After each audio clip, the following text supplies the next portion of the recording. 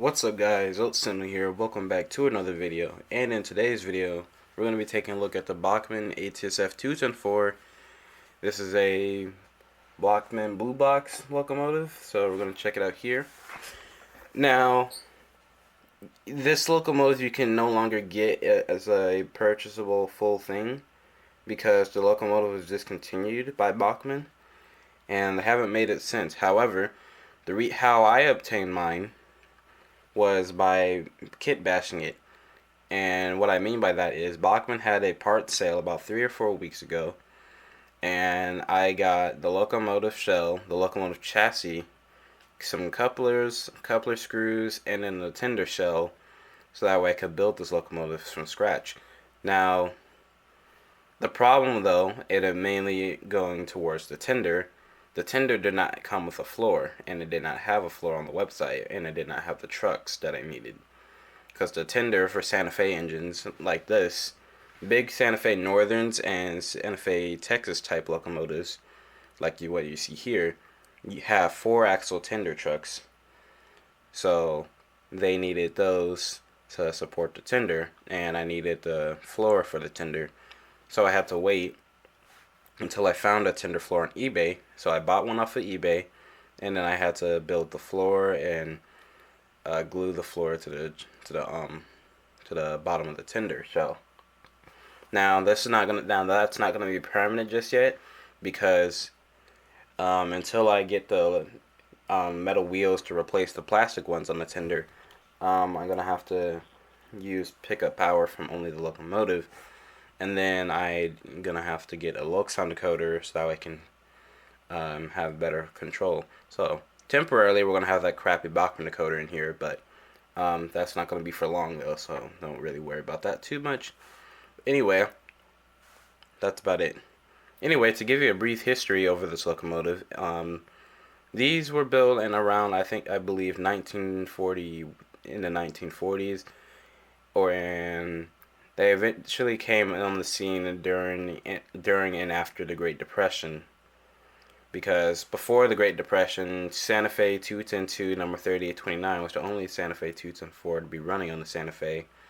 Then before the Great Depression, or I believe after, I can't remember which one, but Santa Fe 5000 came on the scene, also known as the Madam Queen, which is the first big 210-4, like very similar to what you see here, but a little bit different.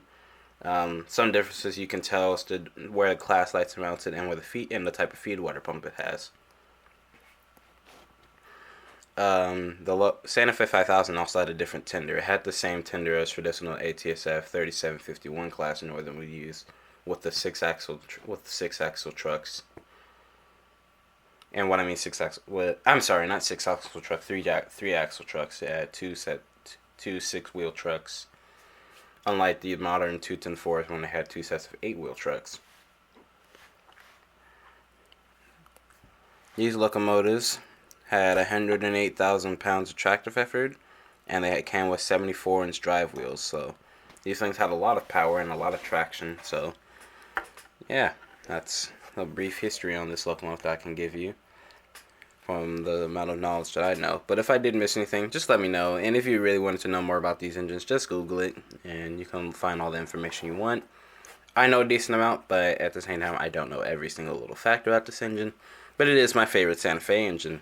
So, truth be told, it's one of my favorites. I'm really happy I have one of these, because I was one of the 210-4, and no one's actually ever done this engine.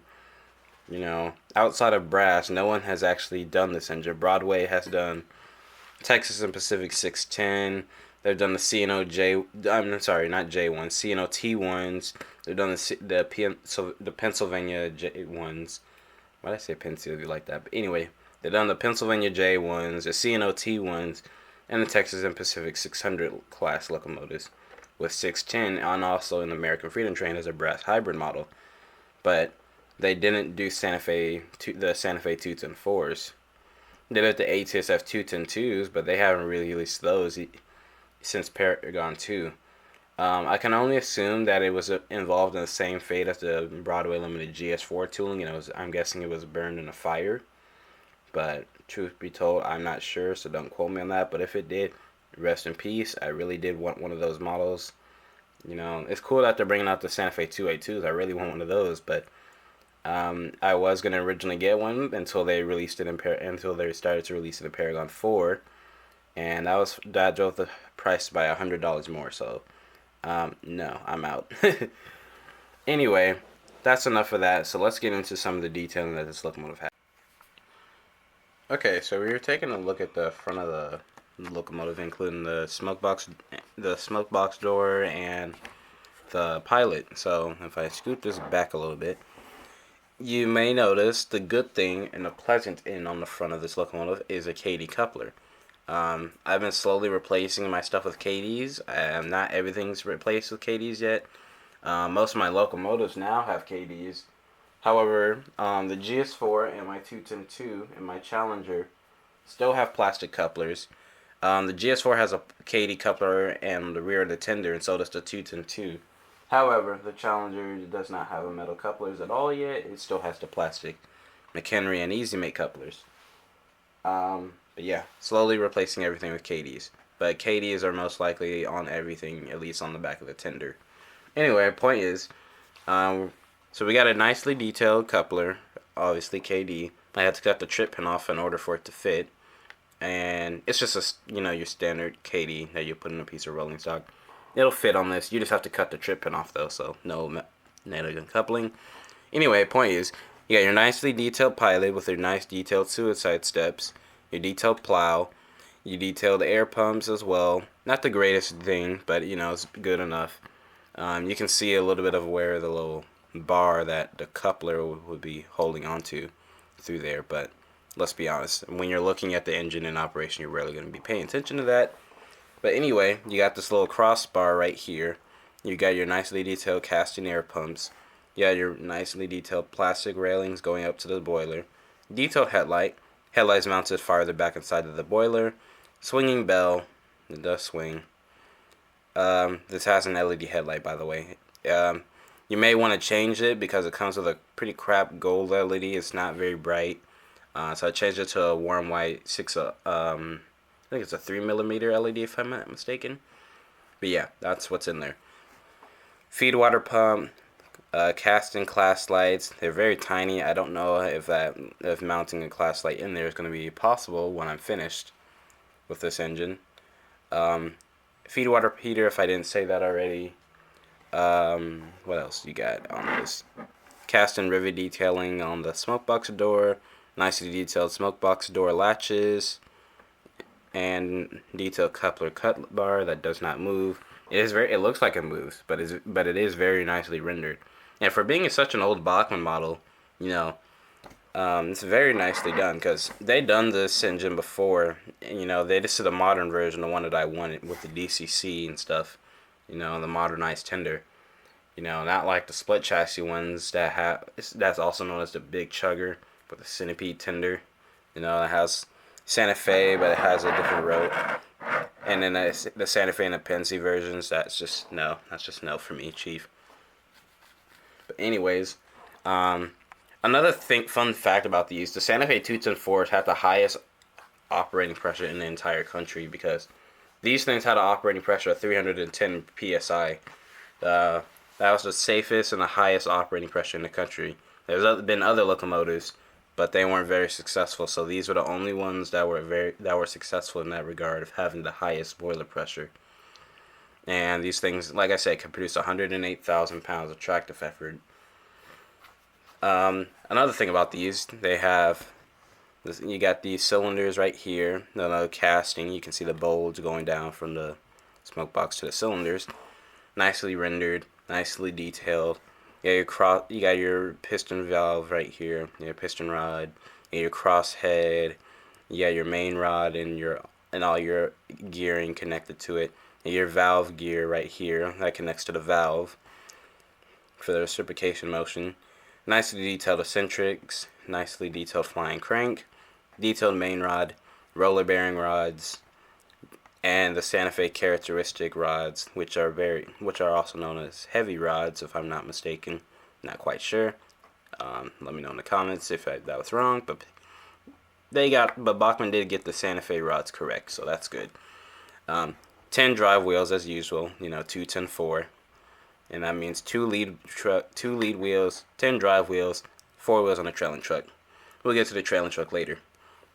You can see the start of the nicely detailed reverse gear coming up in the frame. Now, there's one thing I will show you about this engine as well that might be left with some controversy, but actually, in my opinion, I actually do like that feature because, you know, if you have wide curves, this feature might actually help you. But if you don't have wide curves, you might want to reconsider. But then again, this is still a great model. I recommend it hands down. Anyway, look on the side of the boiler, you can see the cast-in throttle linkage, which is actually is very well done. So it doesn't really look cast in. It doesn't look cast in to me, but it is cast in. Detailed metal handrails. Santa Fe 6 chime, I believe that's what these things had. Or 3 chime, I can't remember. I'm assuming a 3 chime because of the high boiler pressure. Detailed sanding lines going down on the side of the boiler. Nice ribbing on the boiler jacketing. You can see the cleanout plugs here. If I zoom in a little bit, let me see, wrong way. If I zoom in, you can see the reverse gear down here. You can see all of that. Air reservoir for that as well, and for brakes. You can see the cleanout plugs, or the firebox plugs right here on the side of the boiler. There's one here, here, and there's 4 more up here. There's also one way up here. I don't know what it's doing up there, but you know, there's one there. I zoom out and we can zoom in on the firebox. We can see some of the nicely detailed piping coming off of here, underneath there, and underneath the firebox. And some piping that's cast in on the side with a combination of separately applied. Back here you can see some of the air apparatus and then the oil and water apparatus that would be going for the firebox and for the boiler. You can see this little thing, this little blow down casting piece to the shell. For being cast in, it's not very bad. It's not bad, but you know, I wish it was a little bit more separately applied. But I can't complain. You know, for an older model, this is pretty good for what it is. And then for being a 2-ton-4 as well from Santa Fe, you know, like I said, nobody's really done this engine at all, so I can't complain, you know. But anyways, and you can see the nicely detailed trailing truck as well. I said that twice, but the point is you can see it. Cab detail, not very great, but it is possible for what's in there. It does have it has a pretty detailed cab interior, so that's pretty nice to see. Let's turn the locomotive back around to the fireman's side and start from the back of the cab again. Also, if I did forget to mention, there's also 2 detailed separately applied metal handrails on the side, on the back of the cab. Detailed trailing truck, again, like I said before. More casting detail for the boiler. Another blowdown pipe right here for the boiler. You can see the dynamo right up there. Some more casting steps. Some of the boiler cleanout and firebox plugs. This thing here, I actually don't know what that is on the real thing. You got these circulator tubes up here on the top of the boiler. We'll get to look at the top of the locomotive in a little bit. But more detailed metal handrails. More air tanks right here. A giant, actually a really big one right here. Some detailed piping above that and behind it. Also, again, with the roller bearing rods, brake shoes, you know, common thing on most engines. The brake shoes are nicely detailed as well. Taking a look at the eccentrics, side rods, very much the same on the other side as you would see on the other side. Also, one thing I forgot to mention, they also did get the Santa Fe characteristic steps and little rod protector, I guess that's what this is. I know these are for, like, you know, for maintenance and oil and lubricating, because the lubricators are all the way up here. And by the way, in the real world, Jesus Christ, these things had 74-inch drive wheels, so these things were pretty big for, you know, being a 10-wheeled engine. You know, most 10-2s, which were the most common 10 drive wheel engines, normally had drive wheels about 60 inches, which wasn't bad, which is pretty small in terms of locomotion. But point is, these are pretty big. You got the, what's it called? Oh yeah, this is the pump that would take the water from the tender. You know, it will come all the way back here from the cold water pump underneath the firebox and flow up here and then into this thing to get transferred up to the feed water here. And then it'll come back here, and then this will actually put water into the boiler. So like how in a real steam engine it will work.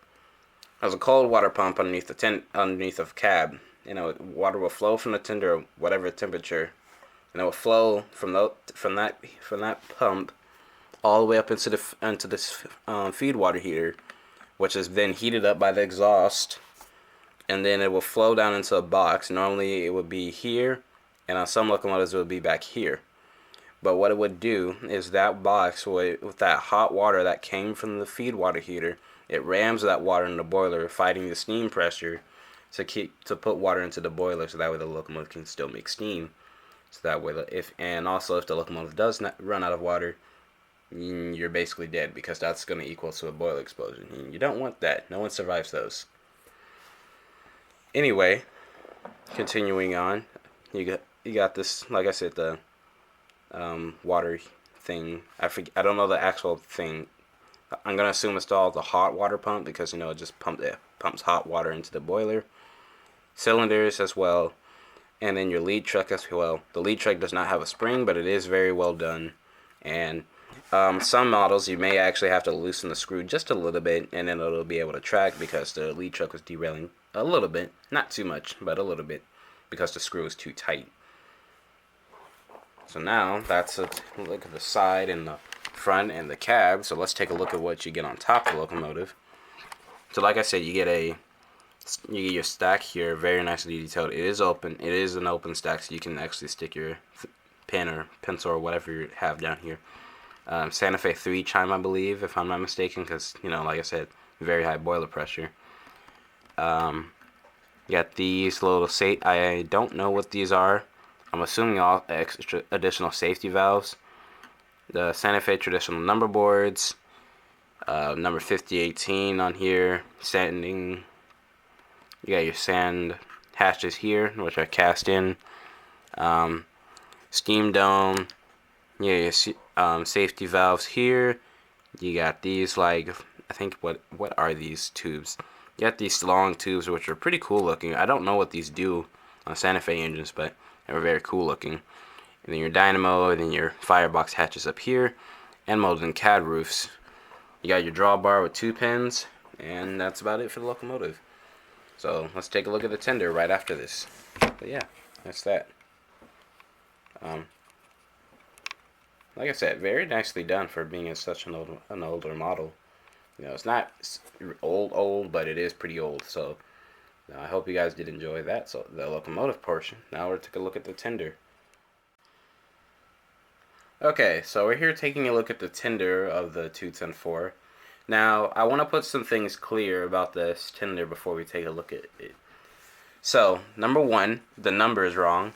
Bachmann got the number wrong for the locomotive and sent me 5018 instead of 5016 like I ordered. So, I'm going to have to renumber the tender to 5018, because renumbering the locomotive will be a little bit hard because of where the numbers are on that engine. So, I just have to renumber the 6 to an 8. Number two, the way the trucks are. The trucks are a little bit different on this tender, because they have plastic wheels and they're clipped into the frame instead of screwed into the frame. I'm going to be ordering some screws and some wheels to replace the plastic wheels and the clips, so that way I can screw the trucks into the frame, and that way I can also have metal wheels for the electrical pickup, because unfortunately the tender does not have electrical pickup yet, but there are wires because the board is back in the tender, and so is a reversing light. And number three is the rear coupler. The rear coupler was a lot of work to do, because I had to actually custom make that. I had to use a Katy coupler, the Katy draft gearbox, and then I had to make a little mounting plate that goes onto the floor underneath the tender, and then I had to mount the coupler box with a screw to make sure that the coupler not only is held in, but to also make sure that the coupler can still withstand enough strain, and also to make sure that the coupler can also still swing. So that's a good thing as well. And even though the coupler is recessed in very well, and you know it has that realistic look to it, the good thing is though with this coupler is that it doesn't really affect curves that much, for me at least. Now, if you want to do it this way, that's fine. You know, just beware that you are gonna need wide curves to run this engine anyway. Because when I show you at the end before we put it on the track, I'm gonna show you one thing about this engine that might be controversial for you. Anyway, let's take a look at the tender's detailing. Now, I'm gonna pick the tender up in a little bit, but I'm not gonna. But you might see one of the trucks pop off because, like I said, it's not fast, and the clips are pretty old and they don't really work that well. So you got your plugs. These are custom plugs that I bought from Bachmann for the tender. And you got your nicely detailed steps. You got a nicely detailed sand box right here. And on the real things, they'll have sand hatches they would load the top of the tender with sand. And then right here, the fireman would come, and then we could take sand from here and throw it into the firebox to sand the flues, so that way you can get rid of all that soot in the firebox and the soot on the flues of the locomotive. Because as you run an oil burning steam engine, you build up soot in the tubes and the flues, so you need to sand the flues to get rid of that soot, so that way you don't have that, so that way you can get rid of that black smoke that comes out of the stack. Looking at the top of the tender, which is where most of the detailing is, also on the side of the tender, just rivets, a lot of rivet detailing, very nicely done. Your Santa Fe traditional toolboxes down there. Trucks also very well detailed as well. I'm going to take the rear truck off because that's the one that tends to pop off mostly, and we'll look at that in terms of its detailing. Nice detailed pipes and railings, cast in oil hatches, also cast in water hatches, as to be expected. Reverse light, you can see the copper ends of the light right there. The light is a warm white LED. Let's take a look at the back of the tender. Back of the tender, also detailed railings, steps, ladder, tonnage and gallon capacities, and then 50/16 back here. Obviously that 6 is going to be turned into an 8. Other side, nothing really special. They're almost the exact same thing. Let's take a look at under the tender. Under the tender, like I say, you can see how it mounts to that coupler box. A little bit, like I said, this tender is pretty old. This tender floor is pretty old, but that's how that's done. Plastic wheels, plastic clips, and stuff like that. That's how the coupler's mounted. And it still swings, so yeah. Anyway, let's take a look at the truck. So, pretty old, like I said, but the detailing is pretty good for being an old truck. Detailed brake rigging, cast in brake reservoirs, brake pipes, brake pistons, spring rigging, and plastic wheels, which obviously are going to be replaced with some KD 36-inch ones. But anyway, that's about it for the tender. And yeah, so that's that. And we're going to get ready to take this thing to the track and run it for a little bit with some music, because like I said, I know no one wants to hear the sound of that humming and that decoder. So when I throw it on the track, we're just going to run it. I'm not going to do nothing special. I'll show you the lights, and that's about it. But yeah, let me show you this one thing on the 210-4.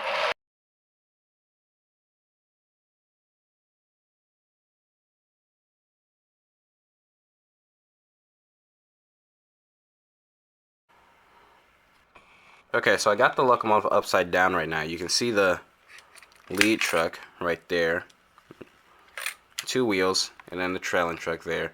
But what I'm really showing you is the drive wheels. Notice that on these 2 wheels right here, my 2 fingers there's flanges on those.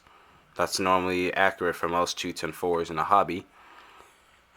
And most 210-4s have the center wheel as a bald wheel. In this case, that's not the case. And the rear drivers also have flanges. So this locomotive has all the flanges just like the real thing would. The center drive wheel has a flange. Unlike most locomotives, they don't have a flange that have in the center drive wheel for 210-4 type locomotives, or even 210-2s for that matter. So there actually is a flange on this wheel, and this wheel actually is the drive wheel with the gear, because you can see the little gear, little thing that pokes out at the bottom. So yeah, that's that. That's just one thing to note.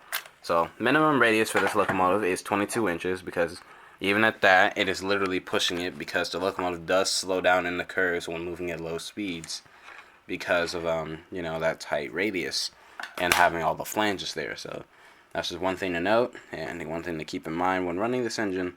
It does require wide curves, but it does very well, and it is a pretty good puller. The locomotive was able to keep up with the locomotive was able to match my Athearn Challenger without its traction tires. So that's pretty cool. My Challenger still doesn't really run that well, so I still got to get that fixed anyway, but it runs on DC for now. But yeah. So let's go ahead and take a look at the thing running. I'll show you the lights, and then I'll run it with some music. So hope you guys enjoy.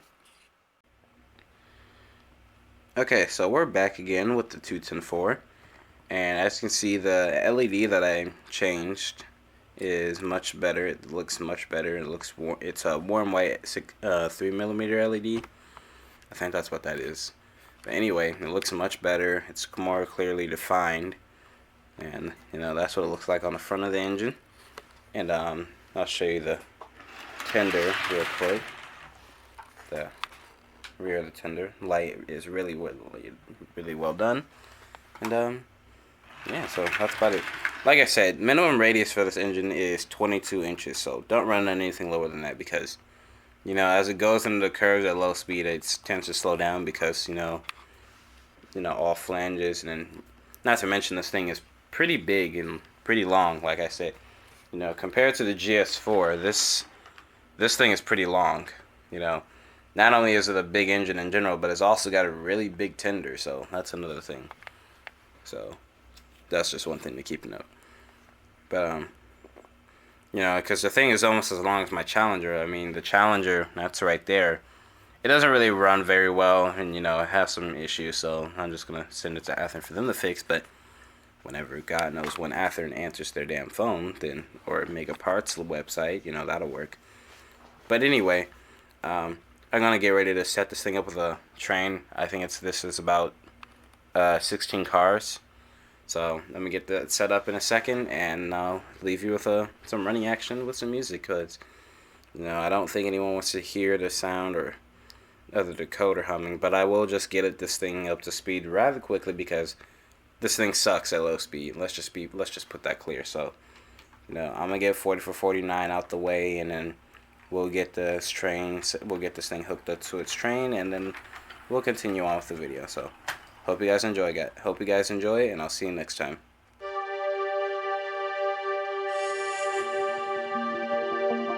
Say goodbye and I won't miss you to the only pain I know. I was doing fine, getting lost in time without you. I have tried to rise above all of the anger that I kept as it left to me. Oh, it left me for dead, just like sand slipping through my hands. The sun went down and it never came up, screaming in the dark ain't loud enough. As far as I can see, you were just beyond my reach. The crashing waves can pull you down, even when your tears are bleeding out. The joy inside of me, you were just beyond my reach, just beyond my reach. Now I'm saying all these phrases to a broken bathroom mirror. Could've sworn I saved myself from all the demons here. I could sort it out, but some things never get to make amends, 'cause they left me, oh, they left me again, just like sand slipping through my hands. The sun went down and it never came up, screaming in the dark ain't loud enough. As far as I can see, you were just beyond my reach. The crashing waves can pull you down, even when your tears are bleeding out. The joy inside of me, you were just beyond my reach. And I live with my mistakes, this life I hate, it's way too late. Trying to fix them all the same and hope that there are better days. And I live with my mistakes, this life I hate, it's way too late. Try to fix them all the same and hope that there are better days. The sun went down and it never came up. Screaming in the dark ain't loud enough. As far as I can see, you were just beyond my reach. The crashing waves can pull you down, even when your tears are bleeding out. The joy inside of me, you were just beyond my reach. And I live with my mistakes. This life I hate, it's way too late. You were just beyond my reach. You were just beyond my reach. Just beyond my reach.